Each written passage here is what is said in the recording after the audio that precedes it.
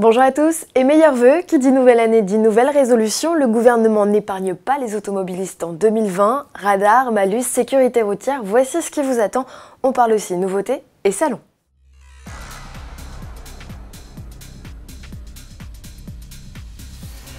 Le parc de radars s'étoffe en 2020, 4400 dispositifs sont prévus sur les routes, soit 11% de plus qu'en 2019.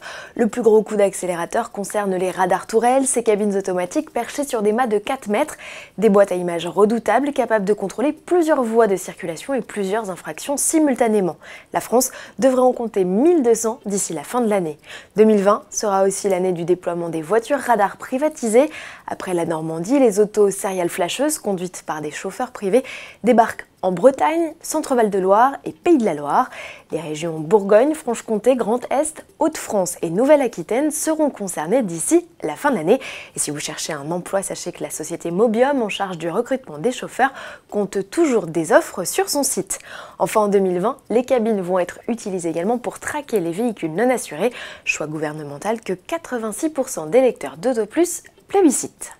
Du côté du malus, bonjour l'usine à gaz, 2 barèmes vont se succéder entre janvier et mars. Jusqu'au 29 février, on parle de grille NEDC corrélée. Il concerne les véhicules avec des émissions de CO2 à partir de 110 grammes par kilomètre. Montant de la taxe 50 €. Le plafond de 20 000 € concernera lui les voitures rejetant 185 grammes et plus. Au 1er mars, ce sont les véhicules rejetant 213 grammes qui écoperont du maxi-malus. Le seuil de déclenchement de la taxe avec le barème WLTP plus réaliste débutera lui à 138 grammes par kilomètre. Plus d'un nouveau véhicule sur 2 sera touché par le malus selon l'Institut 3A Data. Bilan, les clients ont été nombreux à profiter des offres de fin d'année. L'année 2019 clôture en hausse de 1,9% avec plus de 2,2 millions de voitures neuves immatriculées. Le début de l'année 2020 sera certainement plus compliqué. Du côté des modèles les plus vendus en 2019, la Peugeot 208 de première génération est leader devant la Citroën C3 et la Renault Clio 4. Dans les faits, et si on ne parle que de modèles et plus de génération, la Clio reste numéro 1 des ventes en France, puisque la citadine 5e du nom pointe déjà à la 9e place du classement. La deuxième génération de 208 n'est que 32e. 2020 sera résolument tourné vers les modèles à énergie alternative, à moins que le diesel, au taux de CO2 plus bas que les essences, ne fasse son grand retour. À suivre. Quoi qu'il en soit, pour remplir les objectifs de la Commission européenne en matière d'émissions de CO2 et ne pas écoper de lourdes pénalités financières, les constructeurs lancent des voitures électrifiées à tour de bras. Chez les Français, 2020 rimera avec Renault Captur, Peugeot 3008 et Citroën C5 Aircross hybride, ou encore DS3, Peugeot 208 et 2008 100% électrique. Volkswagen, Mini ou encore Opel ont également prévu d'inonder le marché avec de petits véhicules zéro émission à l'échappement. Et c'est d'ailleurs en prévision de l'arrivée de petits véhicules moins chers que le gouvernement dit avoir choisi de réajuster sa grille du bonus. Du coup, fini le coup de pouce pour les voitures électriques à plus de 60 000 €, à l'exception des véhicules à hydrogène qui profitent d'une aide de 3 000 €. Si vous achetez une classique voiture électrique à batterie, vous profitez d'une aide de 6 000 € si son prix d'acquisition total est inférieur à 45 000 € et 3 000 € si son prix total, batterie incluse, est compris entre 45 et 60 000 €. A noter que le rétrofit, technique qui consiste à convertir un véhicule thermique ancien à l'électrique, pourrait être facilité dès le mois de mars si la Commission européenne valide un arrêté actuellement examiné.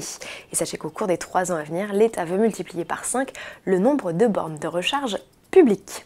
Du côté des carburants, bonne nouvelle, le gouvernement n'a pas remis à l'ordre du jour la taxe carbone, gelée en 2019 pour calmer la fronde des gilets jaunes. En revanche, les tarifs des péages vont subir une nouvelle inflation, plus 0,85% en moyenne au 1er février.